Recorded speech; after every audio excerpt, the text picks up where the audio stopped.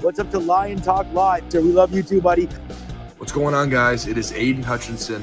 What's up, man? It's your boy Amon-Ra St. Brown. What's up, everybody? It's Calvin Johnson Jr. here, a.k.a. Megatron, a.k.a. First Ballot. What's going on, Coach Dan at Lions Talk Live and the Duke Crew? Ball hockey, Fatima, the Detroit Lions. Everybody make sure you help support the YouTube channel Lions Talk Live by clicking that like and subscribe button. Let's get it and go Detroit. Greetings and salutations to everyone out there in YouTube land. This is Dan Skipper, offensive weapon for the Detroit Lions. Make sure you all help support Lions Talk Live and Coach Dan by clicking on that like and subscribe button. Everybody, woo! I love nothing more than watching Lions Talk Live every morning. Woo! Well, greetings and salutations to everybody out there in YouTube land. I am your host once again, Dan Thornton, and I want to thank you all for joining us here today at Lions Talk Live. Hey, we got the Sarge, Tony Libretto. We're at Stadium Drive Liquor Store for the 3rd annual Lions Talk Live NFL Draft Preview Show. Feel free to stop on over if you're in the area. Come on over and talk to us. We're here live. But anyway, Sarge, we've got the NFL Draft 2 days away from now, 48 hours. All sorts of speculations coming out today. What the Lions are going to do? Are they going to trade Jameson Williams? Are they going to keep Jameson Williams? Is this all ruse by Brad Holmes? What do you think right now the Detroit Lions are? Let's start with that. What do you think we're going to do with Jameson Williams? Well, they're not going to trade him. I can say that with a pretty certain high level of certainty, because that's just smoke and mirrors. That's bored people like us just getting online and starting rumors. That's all that is. I don't think Brad Holmes even had anything to do with that. Right. So let's get that out of the way right quick. Maybe somebody else gets traded. Who knows? I don't know. I know Brad Holmes likes to make a lot of trades. We'll probably get into that a little bit, but definitely let's knock it out right now. J-Mo's not going anywhere. J-Mo, as most of you know, he's got 2 years left. One of those years is it's not a smoke detector, Marcus. It's at the store we're at. At the same time somebody goes in and out of the building, you got that. At any rate, but J-Mo's got 1 year left on his rookie deal. Then they have the 5th year option. Mm-hmm. Really, if this team is going to make for a push for the Super Bowl this year, don't you feel like Jameson Williams has to be here to help with that push? Oh, yeah, absolutely. I mean, what are they going to do? If they trade him, they're just going to have to draft one, right? Like, besides him and St. Brown are 1 and 2. St. Brown being 1, obviously, but they're 1 and 2. We got great talent backing them up with Patrick coming back in that, and we've got the tight ends and we've got the running backs. But if you lose J-Mo, you just have to go get one then. Right. It just seems like a waste of time, especially since he's been in the system for 3 years now. And he just had his first 1,000-yard season already last year on 60 catches, right? Which is ridiculous, right? He averaged 25 yards a catch. So why would you trade someone like that? We've got to when we're talking about Jameson, we talk about the new offensive coordinator that we have this year, John Morton. Sounds like he wants to run vertical shots, people going down the sidelines, putting pressure on defenses constantly to guard the whole field. That seems like a pretty ideal marriage for someone like St. Brown, let alone Laporta and Jameson Williams. So, all right, we're going to talk about that probably the next 48 hours to death. But let's also talk about the NFL draft. Sarge, we got the 28th pick. If you had a guess right now, what is the likelihood the Lions trade up, stay pat, or trade back? I would say I think the most likely scenario is he's going to trade up. Yeah.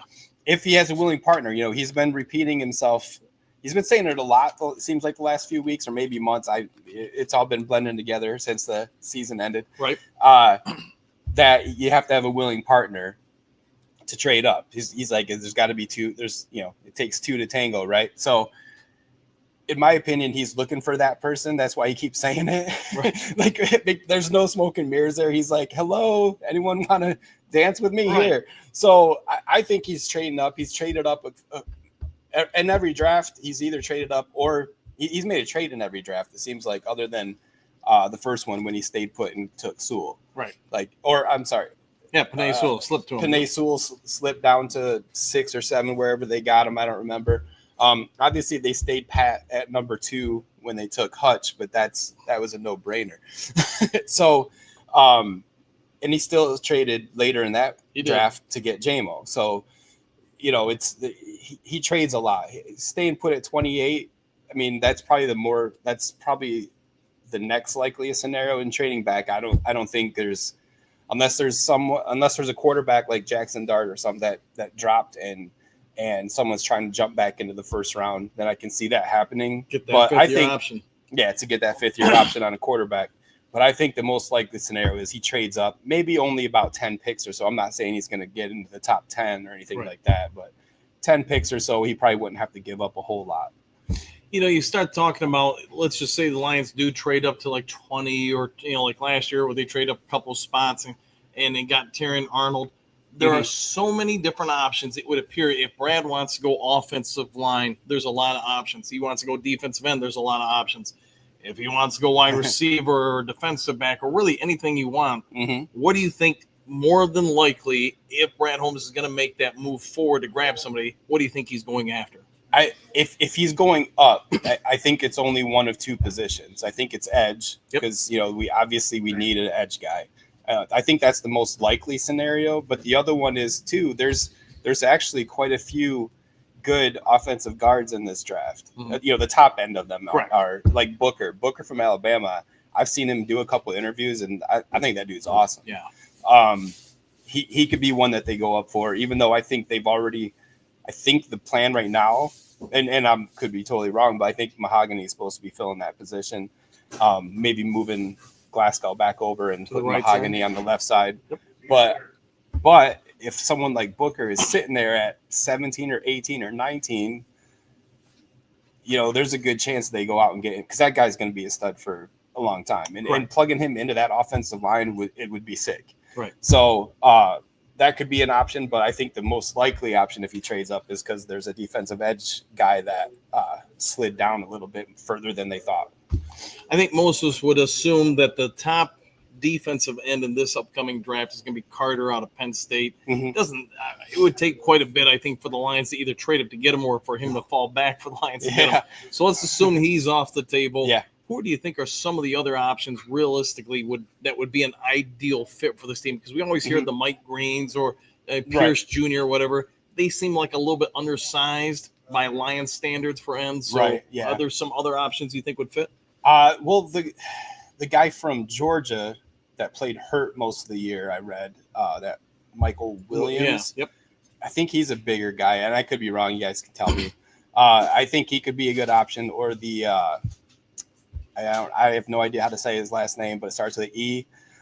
Yeah, from Boston College. From Boston College. Yep. Like he could be someone. Or, you know, there's also a lot of good defensive tackles. There are, man. And with McNeil not going to be ready by the beginning of the year, you can look at someone like Grant from Michigan. Yep. He'll still probably be around. Graham, another one that you won't be able to get unless you go up to the top 5. Harmon from Oregon, another defensive tackle. And those guys are also known for pushing, you know, pass rush from the inside. Correct. So there's options there as well. If you're not liking the lighter side of things, like the lighter edge rushers, like the guys that wear 230, 240, whatever. I think that would be, you know, something to look at is maybe going after one of those stud defensive tackles, because it doesn't seem like they're going to be drafting them very high other than Mason Graham, out of Michigan. So yeah, Graham's a monster. Yeah. You know, you bring up Graham. One of the, you know, there's been a couple different teams speculated that, hey, if the Lions were to trade J-Mo, the Saints were one of the ones mentioned. Lions going up to 9, Saints getting Jameson and Hendon Hooker. If the Lions went and did that, obviously they have a person of interest up there. Could that person be Graham from Michigan, or do you think there's somebody else potentially? To 9?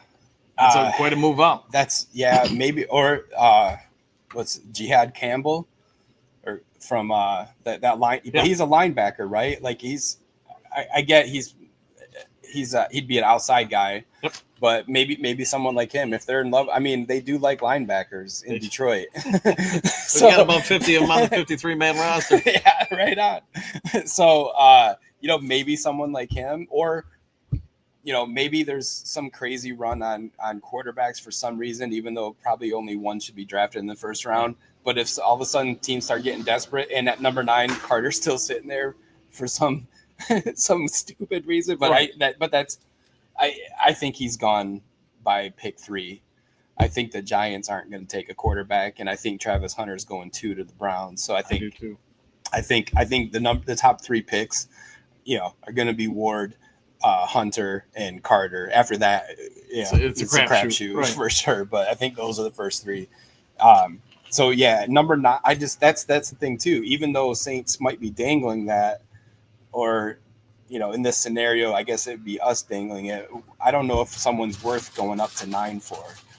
I really don't. Not especially if we're losing J-Mo and Hooker. Right. I mean, I wouldn't miss Hooker, but I would miss J-Mo. So I just don't think there's someone valuable enough to go up there and get rid of those, to trade those guys in the first place. I agree with you there, man. Giving up 2, at least one proven playmaker in Jameson Williams. Yeah. Then who knows what you have in Hendon Hooker? I guess wait and see. Yeah. So let's just say the first round, you're right. We go end or offensive guard / tackle. What do you think the team needs to do with the remaining picks, round 2 on down, to really round out this team? Because I've gone on the record for some time and said, right now as we sit, if all these guys are healthy, this might be the best Lions team really any of us have lived to see, unless we're around in the 50s. You add in a stout draft class. I mean, this team could be insanely deep and talented. Where are you taking him? Picks 2 through 7. So, obviously, either way, we need an edge or a guard. Yep. So if we don't get one in round 2, I would hope we get one later in the draft. I'm saying in round 1 we get later in the draft. Hopefully round 2, because there's a lot of edge rushers out there. So maybe they see that and go guard first round. Well, we do need a safety. We lost Iffy. Our starting 2 safeties are the best safeties in the league. I would agree. But injuries happen, right? So let's make sure we fill that backup safety. A receiver, obviously, is never a bad thing. But, gosh, other than that, I mean, it's hard. Just plug holes. I mean, obviously, we're in a great position to do best player available in every single round.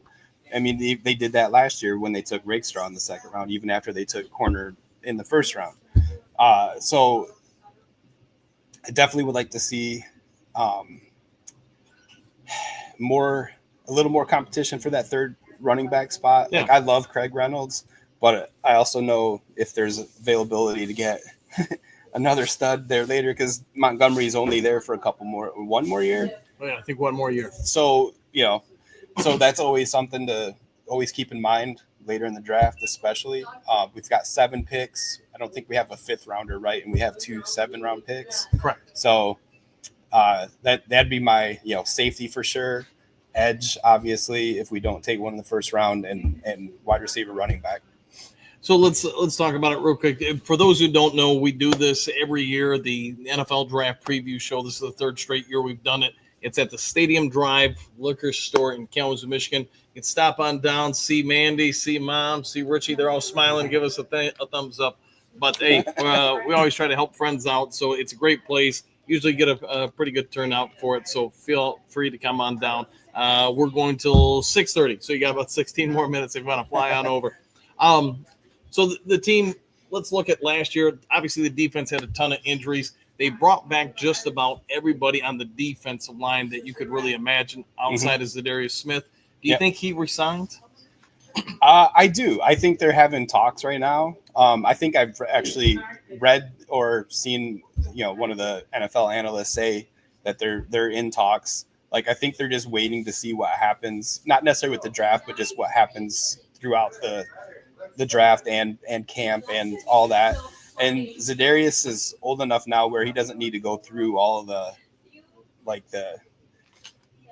preseason workouts, like the camps.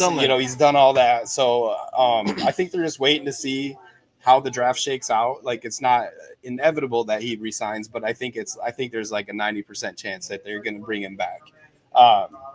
Even if they do draft a stud in the first round, they need someone to help manage him on the player side, not necessarily mentor, because I think Hutch is probably at that level now where he can mentor. Like, he's going to go into his 4th year now. He's the big dog on the so team. He's the big dog. So, but I think Z Smith still has a place on this team, and I think they're going to bring him back. Kaminsky retired. Other than that, I think everyone else is back, like you said. Right. Yeah, there's no difference. Signed Jones? They got the defensive Roy tackle, Lopez. Lopez, that's what it was. From Lopez, Arizona. I like him too. Yeah. So we talked about the defensive line. They got basically everybody back, and when they were all there, that was a pretty good group. Even though I know Pierce will say, don't go ahead and cut Davenport. He is not a big fan of Davenport. So there you go. The secondary, we know that we got rid of Carlton Davis III. We know that, hey, we've got the new guy from the Jets. You've got Rakestraw potentially stepping up, hopefully, at least in year 2. Where do you think they need to add more to the cornerback spot via the draft? No, I think that's one spot that they don't need to draft this year. They brought Dorsey back even, and he's like number 7 on the depth chart. They still got Amik Robertson, who, especially in the second half of the season, did an amazing job at nickel. Like, once they moved Branch to safety and put Robertson in at nickel, he had a great season. And especially in the postseason, it was one game, but he did great down the stretch for us. And Rakestraw is going to have his hands full competing for that spot. Even like Rakestraw is probably still going to be a backup this year, especially since they signed DJ Reed for that big a 3-year deal. Right. Obviously Arnold's going to be the number 1 guy, so Rakestraw is probably going to be like the 4th man on the chart. Yeah, that's great. So if they do draft one, I'm sure it'd be like a 7th round, one of the 7th round picks or something, just to add competition for the mini camps and stuff. It wouldn't be. I'd rather see them get a safety than a corner for sure. There's Malik Starks amongst others have been mocked in some drafts to the Lions, especially if they stay at pick 28. We got a new DC coming in. We have a new offensive coordinator. Last year, the Lions did use a ton of 3 safety sets. You just talked about safety. So let me ask you, would it be a bad move if the Lions spent a 1st or 2nd round pick on one of the better safeties to have maybe a replacement for Ife Melifonwu? Yeah, I think it would be. At least in the 1st round. 2nd round, like I said, I think everything should be best player available. But to take a safety 1st round pick, you want someone that's going to start for your team. If you're a team like Detroit, if you're a team starting at the beginning of the draft, right, that drafting for your future quarterback or something, that's one thing. But when you're in a position for like Detroit that we are like Super Bowl or bust, right? Then you need to grab someone that's going to play for you on day 1, start every game, or hopefully, and play every snap. If you get a safety, you've already got the best 2 safeties in the league. They're starting. Yep. And then this guy is going to just play on 3rd downs. It just doesn't make sense to get a safety in the 1st round. So in Brad Holmes, he's had 4 drafts. I want to say in those 4 drafts, he's pulled off 12 different trades. If you had to guess right here and now, how many trades does Trader Brad make on Thursday through Saturday? I'll go with the 3. All right, you're betting the Vegas line right there. 3. Yeah. Oh, is that what it is? It is. Vegas has Brad Holmes at making 3 trades. So I like it. So all right, if you're Brad, then you're making these trades. Are you basically trading up in the 1st round, trading the 2nd round pick to maybe get a 2nd? 1st round pick? How would you Scooby do it to come up with your 3 trades? Oh, I definitely think he's going to go up. Let's say he goes up 10 spots to 18. So he'd probably have to give up the 2nd round pick this year and the 1st round pick to move up to that spot. Maybe more, but maybe something from next year. So we won't even go with that. But so then he loses the second round pick. Then he still has the third and the fourth.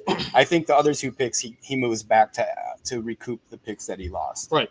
So, third round, maybe he moves back into the fourth round and they give up another fourth round pick or something like that. So, and then, the 6th and 7th, there's a lot of swapping picks at that point. So he'll definitely do another one then too. So Dr. Troy, he follows a lot of different stuff. He's got J-Mo to Dallas. No. Could you see that going down where we get Dallas' first round pick for Jameson Williams? Like straight up, just that's it. First round pick for J-Mo. Who knows? I mean, man. that'd be crazy. Where is Dallas picking? Top 10? I don't remember. I want to say they're like 12 or 13. Gosh, I still don't want to do that. I mean, that'd be hard. I don't want to get rid of J-Mo. I don't know. I don't either. But I mean, stranger things, I guess. Sarge, can we get a woo from you? Woo! There you go. All right, and everybody in the store is, hey, there you go. There's your first woo of the show. All right, so for those, again, we do this every year. Stadium Drive Liquor Store. Come on over. See Mandy, Mom, Richie, and the crew. Come on over. Got one heck of a display here. Let's keep focusing on the draft. We got about 8 minutes left before we get on out of here. Yeah, you got wall-to-wall, anything you want. Redwood Snacks, Empire right there. Beverages of all sorts. Come on over. But let's keep talking about the draft. Lions have 7 picks. If you had to guess, I know we talked about how many trades we would make, but how many draft picks do you think they really need to hit on to help sustain what Brad Holmes, Dan Campbell have done in these 4 prior seasons? Probably at least, I'd say 3. If we get 3 players that either contribute this year or contribute the following, I should say, just let's keep it to just this year. If we get at least 3 guys out of this draft that contribute and at least play maybe 50% of the snaps, offense, defense, whatever they're doing, I think then that would be a win for us. So Scott right here has got the Browns and Giants taking calls for the 2nd and 3rd picks this year. Well, you think we'd trade Hendon Hooker for one of those 2 picks and maybe get the Carter? I would definitely, if they asked for Hendon Hooker for that pick straight up, I would make it in a heartbeat. Yeah, no, nothing against Hooker, but if we could get Abdul Carter then. Right. So there's always speculation because Brad Holmes has done such a great job with drafting the team, with developing guys. At some point, maybe we can't keep everybody. If you had a guess right now, who would be 2 or 3 of the draft picks either this year or in the foreseeable future that you think potentially might not be Detroit Lions past 2026?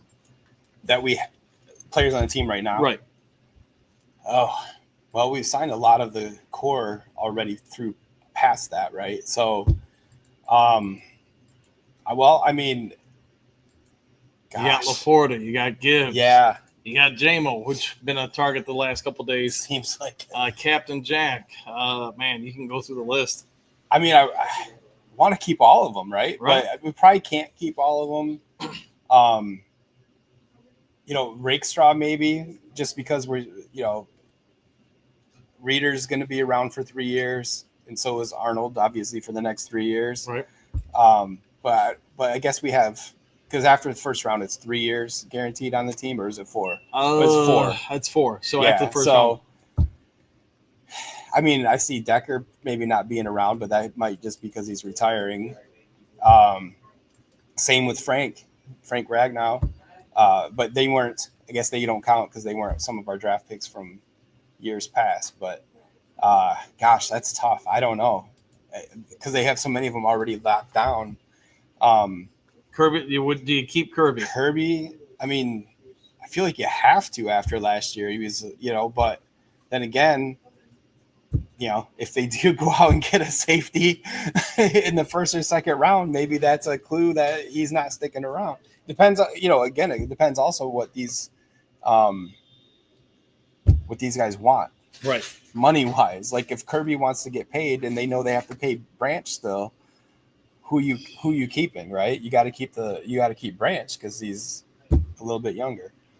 It's tough because they've done such a great job drafting, bringing these guys in, developing them. I mean, it'd be unlike so many prior regimes the Lions think about the people they've won in the middle rounds. You got, Christian Mahogany, who was a 6th-round pick last year, and while he's only started 2 games or so, he really looks good for next year. Yeah. You look at Kirby Joseph, a 3rd-round pick, Amon-Ra St. Brown, a 4th-round pick.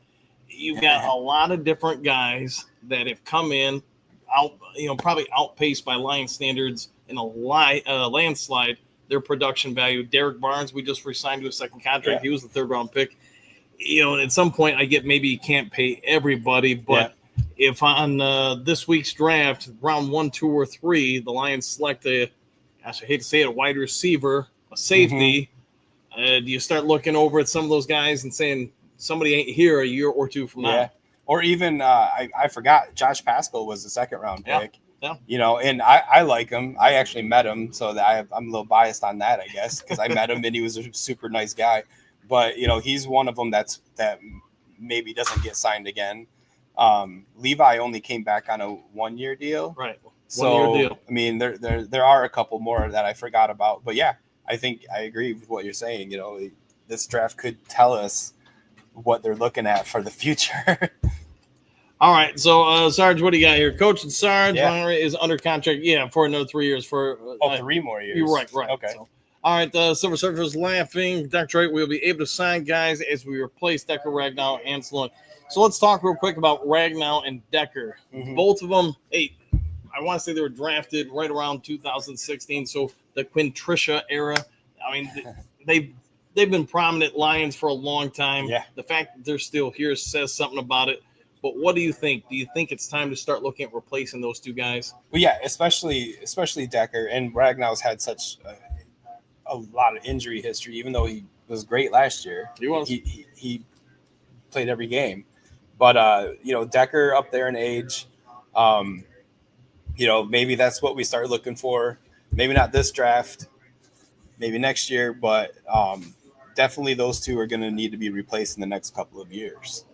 You think there's any chance Manu steps into one of those spots? God, that would be amazing, wouldn't it? They love his freakish size and gifted ability. It's just he's never, he's still trying to catch up to the line or the NFL as far as, the speed of it and all that. So he's raw talent. Brad Holmes was just talking about him the other day, and, he likes him, but he said he's still not even remotely ready. And he was inactive for every game last year. Which that's fine. We expected that. I mean, he was a developmental guy. Broderick Martin's another one. He's not going to be around. another draft pick. Yeah, he might end up. I mean, I hate saying it, man, but he might be the one we all look back and go, okay, that's one we missed on. The Lions, Brad Holmes have hit on a ton of guys. Yeah. But he might be the one that they look back and go, nobody bats 1,000. So yeah, exactly. Is there any chance that kid salvages his career and going into year 3? I don't think so. I was a big fan of him the rookie year, and then he didn't really show up. And then last year he was scratched a lot. He's great for a practice squad guy, I guess, but I don't think he sticks around. The fact with all those injuries we had last year, and he still didn't get on the field. That's a hell of a thing. They were calling it up. They were calling up Johnny on the couch on Tuesday and saying, "Hey, do you want to play football on Sunday?" That was basically. They're like, "Yeah, we got a couple guys, but let's see what you got." That's basically what they were doing. They were rating everybody's practice squads. Yeah. And still Broderick Martin couldn't get out there. I'm hoping that he pans out, maybe just year 3. I hope so. All right, Sarge. Any final predictions before we get on out of here for the upcoming draft? No, other than I think my prediction's true. They're going to trade up to 18, and they're going to take. Yeah, no one's going to like this, and they're going to take Harmon from Oregon. Derek Harmon, the former Spartan, right? Yeah, okay. Defensive tackle. All right, Duke Crew, we'll go ahead and get on out of here. Hey, you got 48 hours until the NFL draft. Get ready for it. We'll be back on tomorrow morning at 7 a.m. if you want to come on over and join the Duke Crew. Other than that, Sarge, give yourself a shout out before we get out of here. What's up, everyone? Hope good to be back. I've been gone for a little while because the man says I have to work. So other than that, it's awesome to be here, and I'll see y'all soon. All right, everybody. Hey, take care. Have a great day. Don't be afraid to hit that like and subscribe button. We'll see you all in the next Lions Talk Live. Take care, everybody. Excuse me, sir. Would you? Donations to Reverend Moon. Juice for Jesus. Read about Jehovah's Witness. How about Buddhism? How Jerry's kids? Oh yeah. Scientology or nuclear power?